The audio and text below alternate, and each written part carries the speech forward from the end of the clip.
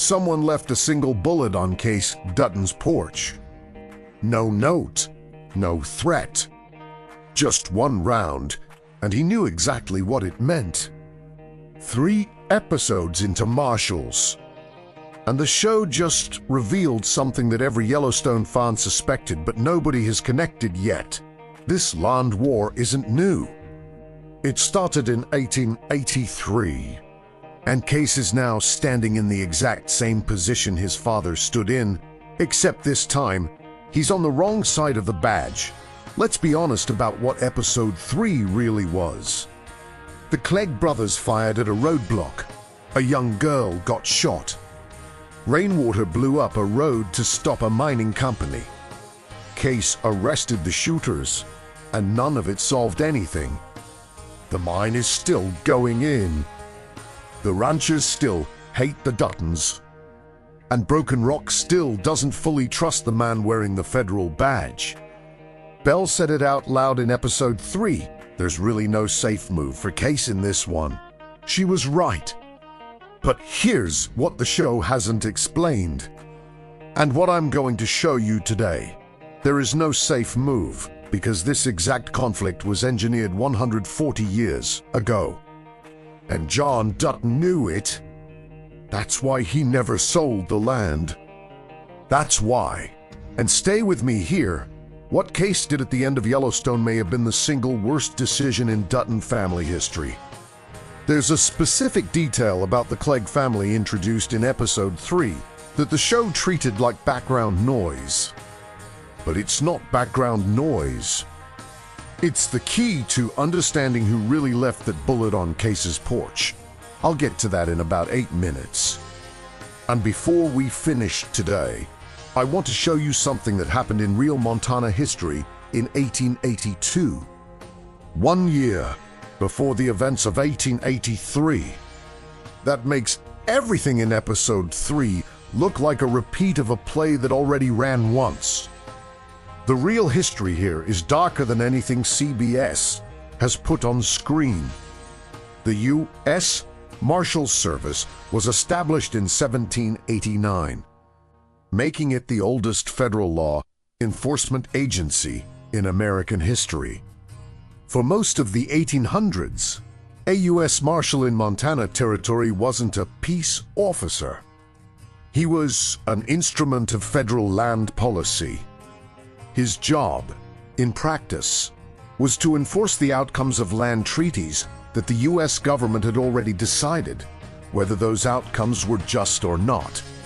That context changes everything about what you're watching in Marshals. When Kayce puts on that badge, he isn't just joining a law enforcement team. He is, whether he understands it or not, stepping into a 235-year-old institution that was built specifically to enforce federal decisions about land. The same land his family fought to keep for 5 seasons of Yellowstone. Here's the real history CBS isn't showing you.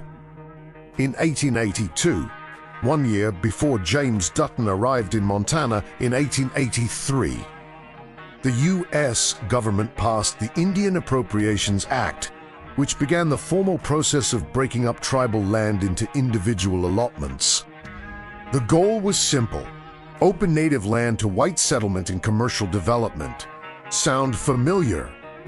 The Broken Rock mine conflict in episode 3 is not a modern story.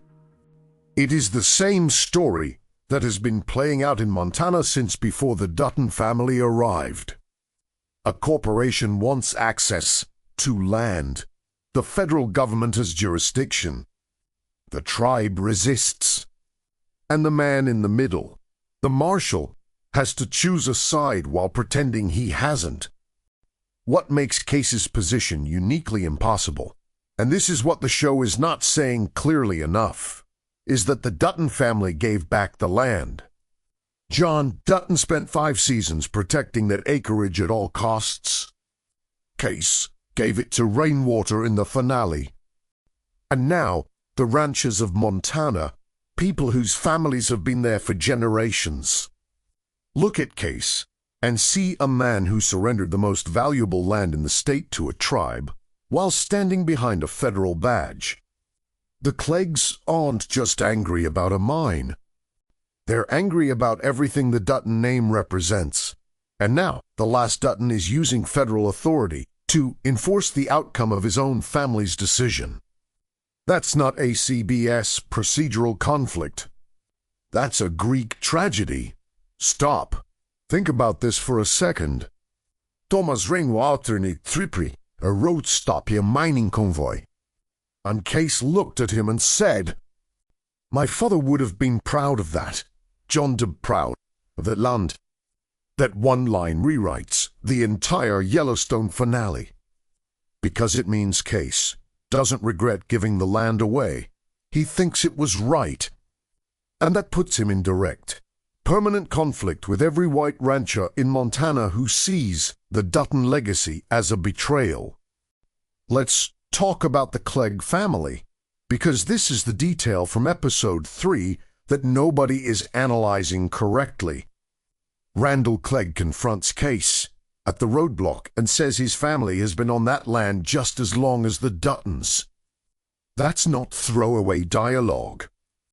That's the show establishing a mirror character. Someone whose claim to Montana history is equal to the Duttons, but whose choice was different. The Duttons protected the land from development. The Cleggs want development. Same history, opposite conclusions. And here's what makes this dangerous for Kayce going forward. The Clegg brothers Carson and Wes were arrested. One was killed.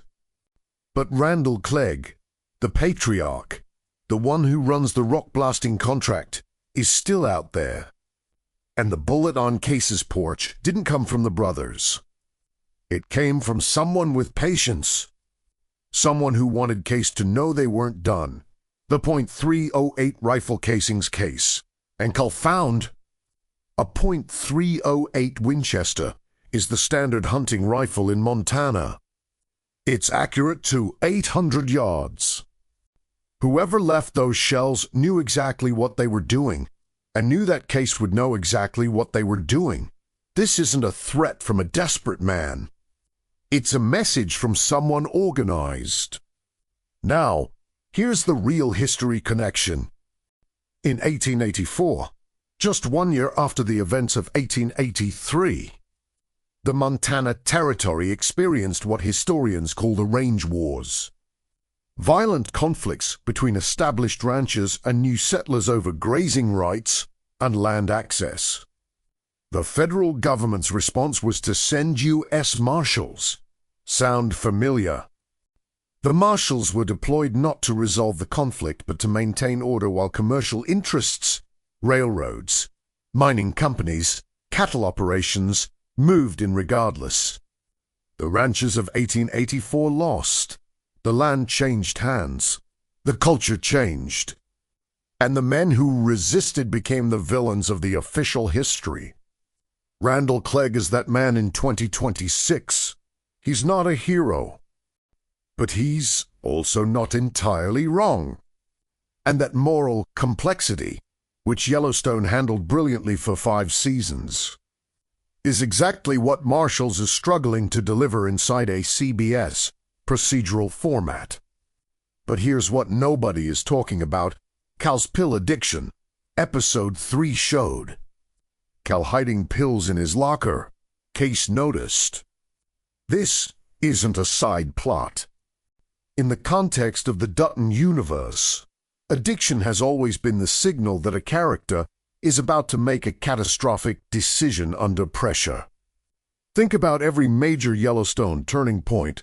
Stress, substances, and then a choice that can't be undone. Cal is being set up for exactly that. And the mind conflict is going to be the pressure that breaks him. Okay, the bullet on the porch. Who left-eyed it? The show wants you to think it's a Clegg ally or a random angry rancher. But look at what we actually know. The shooter who was arrested, Wes Clegg, was caught by Miles using a Navy SEAL technique that Kayce had just taught the team that same day. That's not a coincidence in how it's framed. The show is telling you that Kayce's past, his SEAL training, his Dutton legacy, his connection to Rainwater, is simultaneously his greatest asset and the thing that makes him a target. The most likely candidate for that bullet isn't a rancher. It's someone connected to the mining corporation. Someone who watched Kayce navigate the roadblock, protect Rainwater, and arrest the Cleggs. And understood that Kayce Dutton is not going to let that mine move forward without a fight. The bullet is a corporate message, not a personal vendetta. And that makes the threat exponentially more dangerous. This is where Marshals has real potential if it's willing to go there. The real Montana history that makes all of this land darker than anything on screen. In 1882, the Northern Pacific Railroad, backed by federal government land grants, received more than 40 million acres of land along its route through Montana. 40 million acres! That land had been inhabited by the Crow, the Blackfoot, and the Sioux for centuries. The federal marshals were the enforcement arm of that transfer. The mining companies operating in Montana today are not new. They are the descendants of the same corporate interests that used federal authority to move native populations off resource-rich land in the 1880s, when Rainwater blows up that road. He isn't being radical. He is doing exactly what his ancestors were unable to do, and failing the same way they did, because the outcome was already decided before the standoff began. Kayce Dutton knows this. That's why he said his father would have been proud. John Dutton understood that the only way to stop the machine was to own the land completely, and Kayce gave it away. Here's the thesis of everything we just covered. The one sentence I want you to be able to say to anyone who asks what Marshals is really about. Kayce Dutton didn't just lose his wife and his ranch. He lost the only weapon the Dutton family ever had, the land itself, and then put on a badge that makes him the enforcer of the system that's coming to take it back. That's not ACBS procedural. That's a tragedy 140 years in the making. The question for the rest of this season is whether the show is willing to follow that story where it actually goes, or whether it's going to keep solving cases of the week and calling it Yellowstone. Based on episode 3, the ingredients are there. The mine conflict, the Clegg family, Rainwater's methods, Cal's addiction. All of it points toward a season finale where Kayce is going to have to choose between the badge and the land one more time. On this, Chimmy, there's never way. If this is the kind of analysis you want on every episode of Marshals, real history behind the conflict, not just a recap, subscribe.